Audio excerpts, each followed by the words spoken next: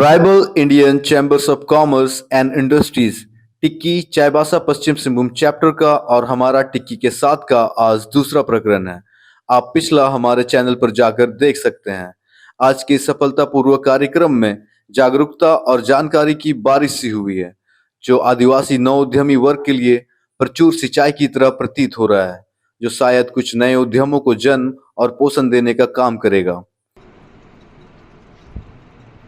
कोई आदिवासी व्यक्ति या महिला या पुरुष किसी राष्ट्र के उच्चतम शिखर पर जाने के बाद हमारी सारी समस्याओं का निदान हो जाता है, या केवल हम अपने बीच केवल ये गर्व महसूस करते रहें कि हमारे समाज का एक व्यक्ति वहाँ बैठा हुआ है। हमारे लोग पूरे देश में जंगलों, पहाड़ों और अत्यंत पिछड़े क्षेत्रों में रहते हैं। क्या यह गर्व केवल पढ़े लिखों के दिमाग में है?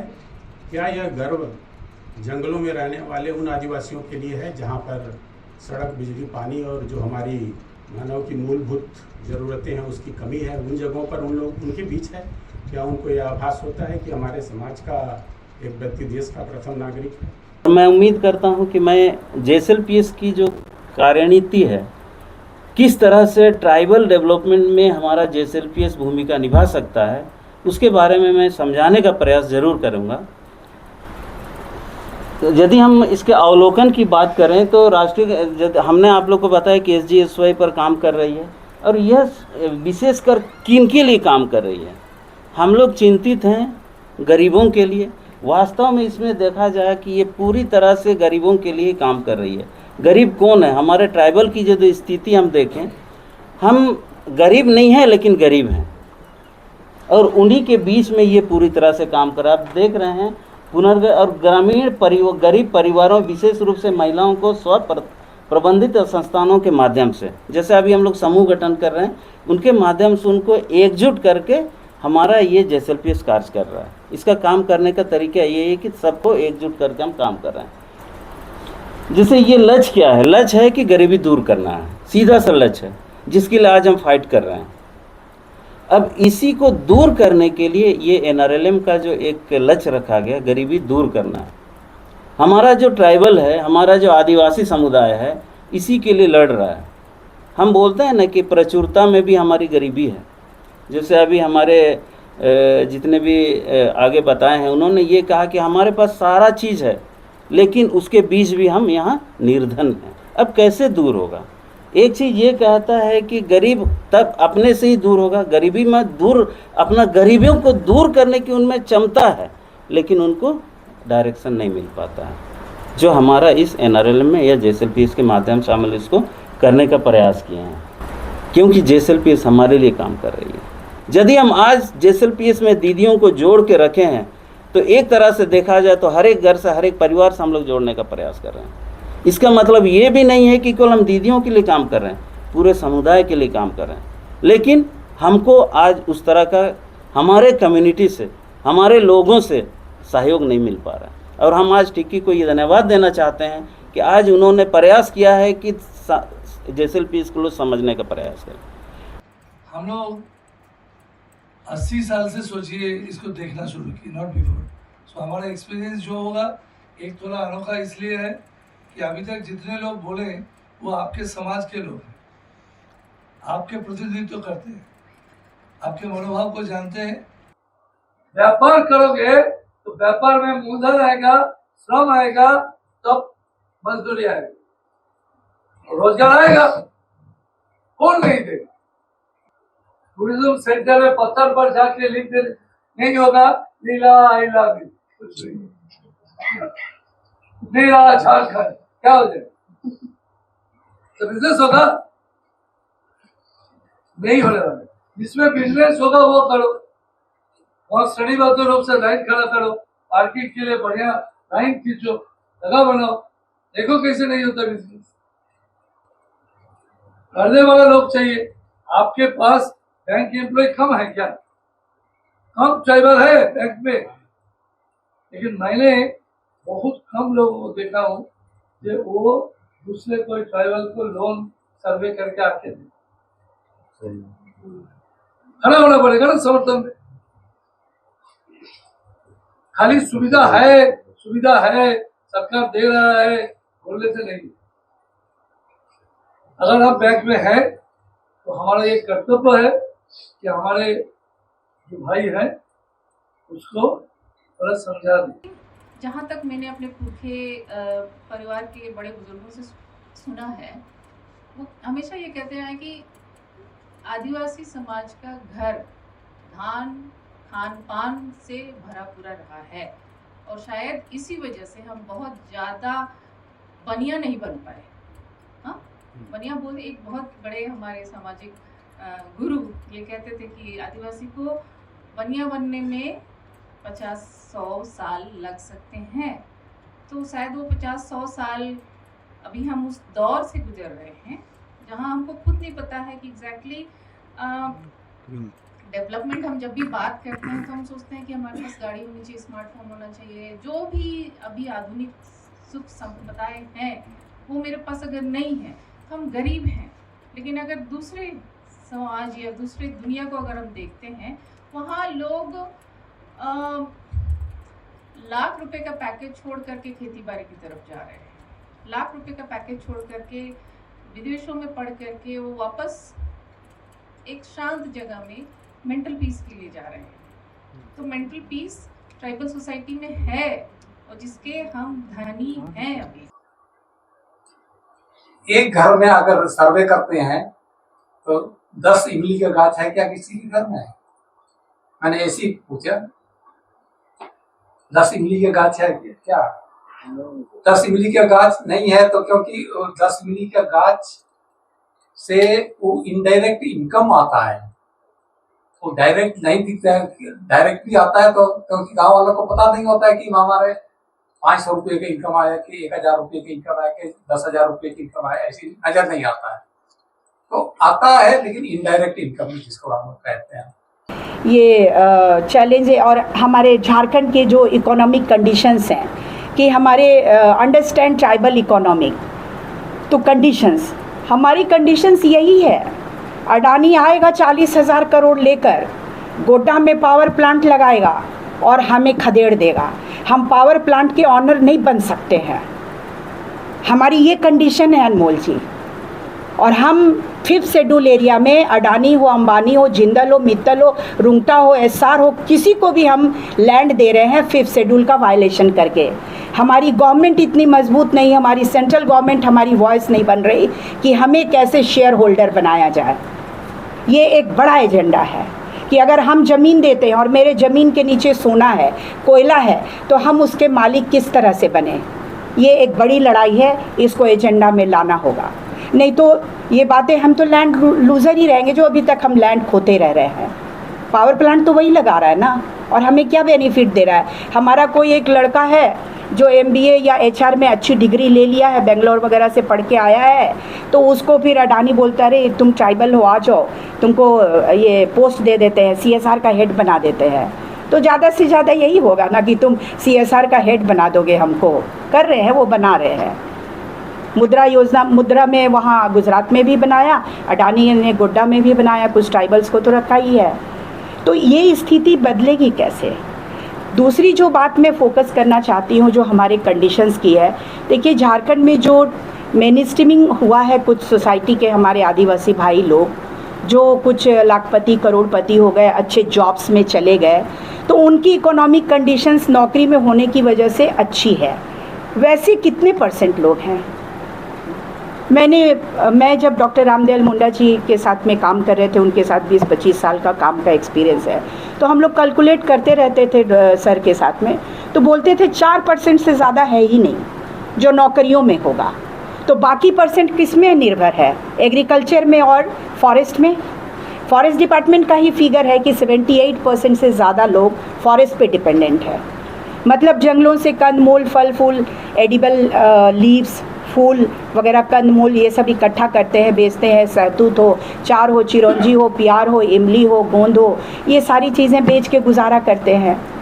मुझे इस बात का जवाब दे दीजिए कि 25 साल तो 25 साल हो गए स्टेट के, ये सारे जो वनोपज हैं इसकी कीमत क्यों नहीं बढ़ती है? इमली की कीमत 30 रुपये क्यों मिलती है? इमली के बीज निकालने की कुछ मशीनें हम लोगों ने लगाया वहाँ पर बुंडू में, बानाबुरु में, मुंडा गांव है, तो बीज निकालते हैं तो इमली की कीमत बढ़ जाती है, पैकिंग में उसका रेट बढ़ जाता है। आप मुझे बताइए कि 30 रुपये इमली, 40 रुपये केजी इमली, इवन 50 रुपये केजी इमली आज हमारा आदिवासी से झामकोफेड खरीद रहा है, सिदकोफेड खरीद रहा है। ऐसी स्थिति में आदिवासी के घर में पैसा जाएगा क्या? और आप बड़े कंपनियों को, और वो कंपनियां झारखंड की कंपनियां नहीं हैं, झामकोफेड और सिदकोफेड जो एग्रीकल्चर मिनिस्टर चला रहा है इस राज्य का, हमारी बात हुई, कुछ भी कंसीडर करने के लिए ये लोग तैयार नहीं हैं। आप बड़ी कंपनियों को ऑक्शन करते हो 400 रुपये केजी में, 300 रुपये केजी में। मुझे झारखंड के एक एक्सपोर्टर ने बताया कि हम लोग मैडम वहाँ टिक नहीं सकते, बड़े बड़े व्यापारी आते हैं वहाँ झामकोफेड और सिदकोफेड में, जो यहाँ के आदिवासियों से कौड़ी के मोल पे जो वनोपज ले लिया जाता है। तो ये पेशा में जो मुंडा मानकी है, डोकलो सोहर है, माझी परगना है, माझी हड़ाम है, हमारे उराव इलाके में पढ़ा राजा है, तो आप क्यों नहीं तय करते ये वनोपज के दाम? आप तय करके गवर्नमेंट पे दबाव बनाइए ना कि हम हाड़ तोड़ मेहनत करते हैं, पसीने खून बहाते हैं, आप इमली की 30 रुपये देते हैं, महुआ की 22 रुपये देते हैं, ये तो नहीं चलेगा। एक साल झंझट पैदा कर दें, कोई व्यापारी को हम नहीं दें, तो 6 महीने के बाद सिचुएशन बदलेंगे। कुछ लोग डरते हैं ट्राइबल लीडर्स के, व्यापारी आएगा नहीं, माल उठाएगा नहीं, मत उठाने दो ना, उनका चलेगा क्या फैक्ट्री? तो यहाँ की इकोनॉमिक कंडीशंस जो मुझे समझ में आती है वो यही कि 40,000 करोड़ की इकोनॉमी की बात हम लोग कर ही नहीं सकते। हम लोगों को माइक्रो इकोनॉमी की बात करनी पड़ेगी। अगर आपके इलाके में जो नेचुरल प्रोडक्ट जिस तादाद में उपज रहा है तो उसकी एक मैपिंग हो जाए कि किस इलाके में कौन सा प्रोड्यूस ज़्यादा मात्रा में है, और हम लोग उसकी रेट तय करें और उसकी डायरेक्ट मार्केटिंग करें। झामकोफेड, सिदकोफेड में हम कम कीमत में, हमारे लोग देना नहीं चाहते।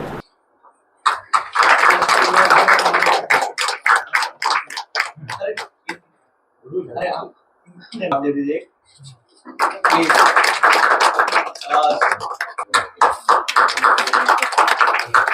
सूर्यकांत बिरवाल जी,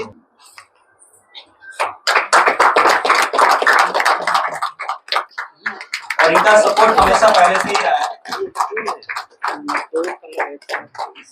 मैं बहुत भी करता हूँ, कैसे पंचिंग अप करा रहा हूँ, या अगर कयाकिंग, रिवर कयाकिंग वगैरह कर रहा हूँ, कर रहा हूँ, तो ये गवर्नमेंट के द्वारा मतलब हमारे लिए कैसे पॉसिबल है? मेरी अगर टीम होगी तो ये कैसे पॉसिबल होगा अगर मैं कुछ करना भी चाह रहा हूँ ऑन टूरिज्म? आपके लिए भी यह है कि वो बेचेंगे क्या, यूएसपी बोलते हैं, यूनिक सेलिंग प्रोडक्ट। आप बेचोगे क्या? खाना बेचोगे, कौन सा खाना? आप जब टूरिस्ट घूमेगा तो उसको खाना तो दोगे, कहीं कहाँ बैठेगा? ठीक ठाक व्यवस्था है? वैसे व्यवस्था रहना चाहिए, साफ रहना चाहिए, होगा। उसके बाद आएगा टॉयलेट। किसी को बोलना क्या है, ट्रैक है तो आप खाली बैठने का जगह दीजिए और टॉयलेट बना दीजिए। टॉयलेट बनाने का पैसा तो सरकार के पास ढेर है, बनाइए। वो नहीं बना था, मुखिया को बोलिए या आप उस जगह में बनाइए। और ये आपका ट्रेक का रूट है। मैं टोटल चीज आपसे नहीं सुनने से पता चलेगा, और कुछ पूरा प्रोग्राम एक बार में बनेगा नहीं। किस पोर्शन में साइकिलिंग होगा, किस पोर्शन में लोग दूसरे चीज में करेंगे। आईटी का रिसर्च में हम लोग साथ में हैं। तो फिलहाल मैं पीएचडी कर रहा हूँ Kalinga institute of social science Bhubaneswar से, और हिस्ट्री से मेरा पीएचडी चल रहा है। तो मैं एक बात सर, मेरा एक सवाल है।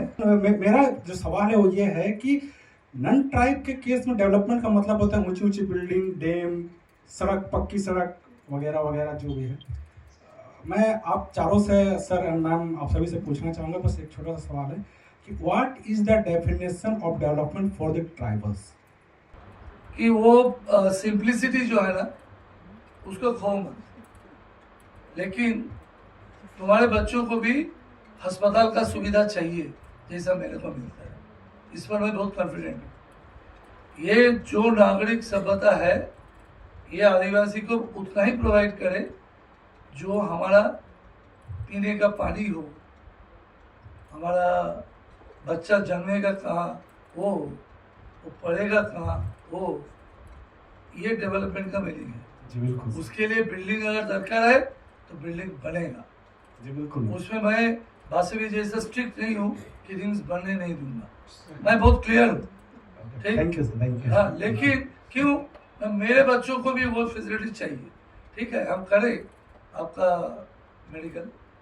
थर्ड जो है कि हमारे जो मैं बोला अपना भाषण में, समाज, सरकार और बाजार, जब बाजार में आके खड़ा हो गए हैं और हमारे बच्चों को रोजगार नहीं मिलेगा, हम उसको जंगल में ही खड़ा रखेंगे, ऐसा भी नहीं हो सकता।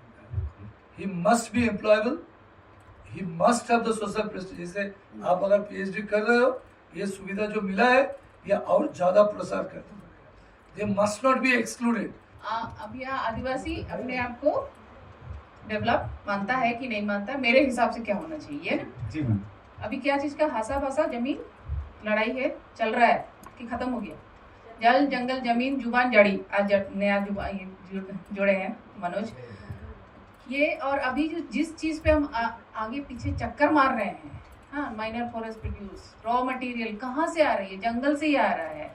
तो किस हिसाब से हम अपने आप को डेवलप नहीं समझ में रहे? हमारे पास खुद का रॉ मटेरियल है, बिल्कुल बिल्कुल बिल्कुल मैम। सारा सोल्यूशन आप खुद जानते हैं कि कोई कल्चर सुपीरियर इन्फीरियर नहीं होता है। ये सबसे बड़ी बात, इसको गांठ बांध के रख लेना है। दूसरा, एक आदिवासी गांव, अभी ये खिचड़ी गांव नहीं हम बोल रहे हैं, जहाँ पे सब कोई मिक्स है, जहाँ एक किली का गांव होता था, वहाँ अपना कोल्हू होता था, अपना कुम्हार होता था, अपना लोहार होता था, सब एक गांव के इर्द गिर्द होते थे अपने आप में। वो एक देश होता था, इसीलिए अबुआ दिसुम बोला जाता था। एक गांव अपने आप में कंप्लीट होता था। जी मैम। अभी नहीं है। अभी नहीं है, बिल्कुल। हाँ, तो आप अपने आप डिसाइड करो कि हम डेवलप किसको मान रहे थे या होने जा रहे हैं। हमारे साथ है मीनाक्षी मैडम जो एक एंथ्रोपोलॉजिस्ट हैं। इनसे बात करेंगे हम कि आज का अनुभव कैसा रहा। मैडम बताइए। बहुत ही अच्छा था। ये शायद पहली बार ऐसा हो रहा था कि टिक्की का कोई प्रोग्राम यहाँ पे हुआ है। तो मैंने अनमोल जी से भी बोला था कि थोड़ा और बड़े लेवल में होता तो हमारे स्टूडेंट्स और भी लोग इसके बारे में जान पाते। तो आज पहला दिन था, लेकिन काफ़ी ब्रेनस्टॉर्मिंग रहा, काफ़ी लोगों ने अपनी बातें शेयर की। तो मैम, इसको प्रैक्टिकली हम लोग कैसे देखते हैं आज का प्रोग्राम को, कि ये किस तरह से मतलब एज ए सिंचाई की तरह थोड़ा काम करेगा नव युवकों के लिए, नव उद्यमों के लिए? एक्चुअली हम ऑप्शंस दे रहे हैं ना, बच्चे क्या चुनना चाहते हैं। अभी बहुत कम, जैसे एक rural area, semi rural area में ही आता है चाईबासा, तो यहाँ हम बच्चों को, जो मेरा अपना अनुभव रहा है कि बच्चे यहाँ पे जानते नहीं है कि डॉक्टर, इंजीनियर, क्लर्क, रेलवे और बैंक के अलावा भी कुछ और स्कोप हो सकता है। हालांकि अभी यूट्यूब के थ्रू बच्चा देख रहा है दूसरी दुनिया को, लेकिन अगर एक हम प्रैक्टिकली कुछ हम दिखा दें तो सोच पाएगा कि हमारे अपने ही ट्राइबल बंधु लोग हैं इस ग्रुप में जो सक्सेसफुली इस काम को कर पा रहे हैं, तो उनके लिए एक अलग मोटिवेशन भी होगा, प्राइड फील होगा। बिल्कुल प्राइड फील होगा। Thank you. थोड़ा सा अपना एक परिचय दीजिए कैमरे के लिए। ऐसे तो हम लोग जान ही रहे आपको, और ये बात था कि आज का जो प्रोग्राम था उसको हम लोग प्रैक्टिकली कैसे देखते हैं कि आने वाले समय में जो युवा है, थोड़ा यहाँ शिक्षा का भी कम अभाव है, थोड़ा सा एंटरप्रेन्योरशिप का जो कल्चर है वो कम है, तो प्रैक्टिकली इस तरह का प्रोग्राम और फ्रिक्वेंटली होना चाहिए। किस तरह से मदद कर सकता है युवाओं के लिए? मेरा नाम निशांत कुमार है और मैं भारत रूरल लाइवलीहुड फाउंडेशन में एज रीजनल कोऑर्डिनेटर पश्चिमी सिंहभूम में प्लेस्ड हूँ। भारत रूरल लाइवलीहुड फाउंडेशन एक गवर्नमेंट ऑफ इंडिया के द्वारा इस्टेब्लिश्ड एक संस्था है, और इस प्रोग्राम को पहले तो मैं कॉन्ग्रेचुलेट करूँगा टिक्की को कि इतना सफल प्रोग्राम उन्होंने आयोजन किया, और इतने सारे जो हमारे गणमान्य, हमारे जो स्पीकर्स थे और पैनलिस्ट थे, इतने सारे अपने व्यूज़ रखे। मुझे पर्सनली ऐसा लग रहा है कि ये इस तरह के प्रोग्राम और होने चाहिए, क्योंकि बहुत मतलब कम ही मंच ऐसा मिलता है जहाँ एक तो लोग अपने विचारों को प्रकट करते हैं, और साथ ही साथ में जो उनकी संस्था जो काम कर रही है, या इतने हमारे इतने वर्षों तक में जो ट्राइबल क्षेत्र में काम हो रहा है, उसका एक रिफ्लेक्शन का भी हमें एक मौका मिलता है कि कहाँ पे चीज़ें गलत जा रही है, कहाँ और बेहतर करने की ज़रूरत है। तो ये मंच हमें उन सब चीज़ों पे रिफ्लेक्ट करने का एक अच्छा हमें मौका दिया, और इस तरह का प्रयास हमेशा सतह होना चाहिए। और मैं बहुत बहुत फिर से एक बार धन्यवाद देना चाहूँगा टिक्की को कि उन्होंने ये एक सफल प्रोग्राम आयोजन किया है। Thank you. हमारे बीच फिर से हैं सर राजेंद्र सुंडी जी, और आज का टिक्की का जो ये कार्यक्रम रहा है उसके बारे में अपना अनुभव साझा करेंगे। सर बताइए कैसा रहा आज का अनुभव? आज का जो प्रोग्राम है बहुत ही सुंदर रहा, और ये बहुत जानकारी ST SC OBC जी की बात करते हैं, आज शेड्यूल ट्राइब की बात करते हैं, इसकी डेवलपमेंट की बात करते हैं, इसके विकास के लिए बहुत ज़रूरी है। आज जो चर्चा हुआ, विस्तारपूर्वक चर्चा हुआ, आने वाले समय में हम युवाओं को इसमें संशोधन करने की ज़रूरत है और इसको समझने की ज़रूरत है, समझने के साथ साथ इस क्षेत्र में काम करने की ज़रूरत है। बहुत बहुत धन्यवाद। मैं मनोज कुमार सोह, अभी वर्तमान आदिवासी उप समाज महासभा का जिला उपाध्यक्ष हूँ। साथ ही काफ़ी सारे संगठनों को स्ट्रेंथन करने का के लिए और उसका एडवोकेसी भी करते हैं। तो आज हमारे मित्र जो अनमोल पिंगुआ हैं, उन्होंने हमें आमंत्रित किया था टिक्की का प्रोग्राम को लेकर के, जिसमें पैनलिस्ट में काफ़ी सारे लोग आए थे, काफ़ी परिचित लोग थे, अलग लोग नहीं थे, पर सबको एक मंच पे देख के बहुत अच्छा लगा। और एक कोलैबोरेशन का जो एक प्लेटफॉर्म यहाँ बना, उससे मुझे लगता है कि आने वाले समय में ये जो हमारे क्षेत्र में एंटरप्रेन्योर को लेकर के जो हम सोच रहे हैं वो हो सकता है, क्योंकि यहाँ पे अलग अलग फील्ड के लोग हैं। कोई एनजीओ में रह कर के वो भी एक तरीके का सोशल एंटरप्रेन्योर है ना, तो वो अपनी चीज़ों को साझा कर रहा है, और BRLF के से कोई आते हैं और वो क्या क्या काम कर रहे हैं उस पर साझा कर रहे हैं। और तो सभी एनजीओ से जो भी स्पीकर आए थे या जो भी हमारे रिसर्चर आए थे, तो उनके तरफ से, जैसे आज हमारे बीच में JB तुबिट सर भी आए थे, तो उनका एक अलग एक्सपीरियंस रहा है, सरकार में रह कर के उन्होंने काम किया है, तो सबका एक मिश्रित एक डिस्कशन निकल के आया। तो मुझे बहुत अच्छा चीज़ लगा कि नहीं, अभी कोल्हान लेवल में इस लेवल में, और वो भी आर्थिक संपन्नता की दिशा में सोच रहे हैं और डिस्कस हो रहा है। ये मुझे लगता है कि एक शुरुआत है, और आने वाले समय में इसको अगर निरंतर हम लोग इसको जारी रखें तो निश्चित तौर पे हमारे जो यहाँ के युवा हैं वो उद्यमी के क्षेत्र में बेहतर कर सकेंगे, और इसमें हम लोग भी प्रयासरत हैं। हाँ, मैं फादर रंजीत किंडो हूँ, TRTC संस्था बड़ा गुरिया चाईबासा से, और यहाँ पर चाईबासा में पिछले 13 साल से यहाँ पर रह रहा हूँ, और यहाँ के हमारे भाई बहनों से काफ़ी भी परिचित हो गया हूँ। मैं धन्य मानता हूँ कि मुझे 13 साल यहाँ रहने का मौका मिला है, बहुत कुछ इनसे सीखने को मिला है। मैंने अपनी ओर से बहुत कम ही उनको दिया, लेकिन अधिक उनसे सीखा है। और जहाँ तक आज की जो विशेष जो एक कार्यक्रम था, ये विशेष हमारे जो टिक्की के साथी लोग हैं जिनसे हम लोग जुड़े हुए हैं पिछले 2-2.5 साल से, और उनसे मिलकर के यहाँ पर एक विशेष पहल कर रहे हैं कि यहाँ के जो युवक लोग जो हैं, जवान लोग हैं, युवक हैं, युवतियाँ हैं, उनको कैसे हम लोग उद्यम में उनको हम लोग साथ ले पाएँ और आगे बढ़ें। तो उद्यम में और 1-2 बात कहने के पहले मैं चाहूँगा कि यहाँ की जो स्थिति हमारी है स्कूलों की, विशेषकर तो प्राइमरी एजुकेशन की शिक्षा की हालत बहुत गड़बड़ है, और हमें बहुत अभी मिल करके काम करना पड़ेगा ताकि हमारे गांव स्तर के जो ग्रामीण लोग हैं वहाँ पर लोग अधिक से अधिक शिक्षित हो पाएँ। और विशेष करके जो बुनियादी शिक्षा की बात है, प्राइमरी एजुकेशन की बात है, वो तो बुनियाद अगर मजबूत नहीं करें तो आगे हम लोग कुछ कर नहीं पाएंगे। और इसलिए बहुत ज़रूरी है कि यहाँ पर शिक्षा के लिए एक साथ काम करना, और अगर हम जिस दिन शिक्षा के लिए काम करना लग जाएंगे तो साथ में जो यहाँ पर बात कर रहे हैं कि यहाँ पर अधिक से अधिक युवाओं को हम लोग ये जो उद्यम वाला काम में जोड़ पाएँ, तो जब शिक्षित होंगे तभी तो हम लोग इसमें जोड़ पाएंगे। और ये जो काम है एक क्रिएटिविटी का है, सृजनात्मकता का है, और सृजनात्मकता हमेशा चाहिए। हम लोग कोई भी चीज़ को कर रहे हैं तो उसको और अच्छी तरह से करना है और उसको एक मार्केट में उतारने का है।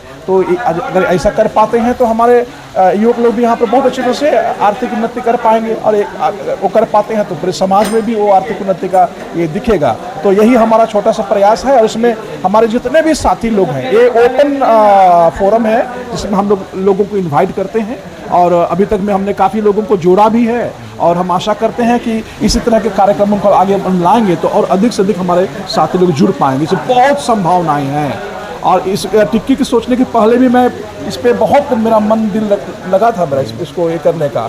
तो मैं तो पर्सनली बहुत खुश हूँ, और आशा करता हूँ कि इसमें नए साथी हमारे लोग जो है ना, और पूरे पश्चिम सिंहभूम से एकदम जुड़ेंगे ही इसमें आने वाले दिनों में। तो जो भी अभी तक प्रयास रहा है सभी के लिए मैं, हमारे जो साथी लोग हैं, विशेष तौर अनमोल पिंगुआ और उसके टीम में हम लोग जो है समूह को मैं धन्यवाद देता हूँ। और ऐसे ही हमारे साथी लोग एक साथ मिलकर के ना सिर्फ पश्चिम सिंहभूम के लिए लेकिन पूरे झारखंड के लिए एक नमूना का काम हम लोग करें, जो कि बहुत सुंदर पहल है। Thank you. आज का अनुभव तो बहुत अच्छा था। आज बहुत अच्छा कम से कम लोगों से मिलने का भी हुआ और जो हम लोग नहीं जानते हैं वो भी कम से कम सामने आया। और बहुत सारा चीज़ ऐसी था कि जो मैं प्रेजेंट करने वाला था सब प्रेजेंट हो चुका था, जिसके चलते मुझे अच्छा भी लगा और मुझे समय की बचत भी वो ऐसी लगे। जोहार, मैं अंकुश कच्छप हूँ। मैं उरांव समाज से बिलोंग करता हूँ और टीसीएस में भी अभी मैं ट्रेनर के रूप में अभी उपाध्यक्ष हूँ। और मुझे इस प्रोग्राम में आकर के बहुत अच्छा लगा। जैसे मुझे बिज़नेस में उतना आइडिया नहीं था, लेकिन बिज़नेस करना था।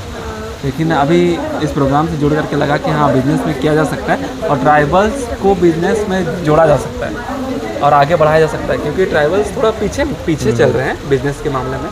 तो हम लोग इस प्रोग्राम के माध्यम से लगा कि हाँ, हमें भी जागरूक होना पड़ेगा और आइडियाज़ हमें गेन करना पड़ेगा। तो बहुत अच्छा लगा और ख़त्म भी हुआ बहुत अच्छी तरीके से। तो इसके लिए धन्यवाद। मैं रिकमेंड करूँगा कि ज़रूर से ज़रूर ऐसा प्रोग्राम अटेंड करें। आप लोग को बहुत अच्छा आइडियाज़ मिलेगा।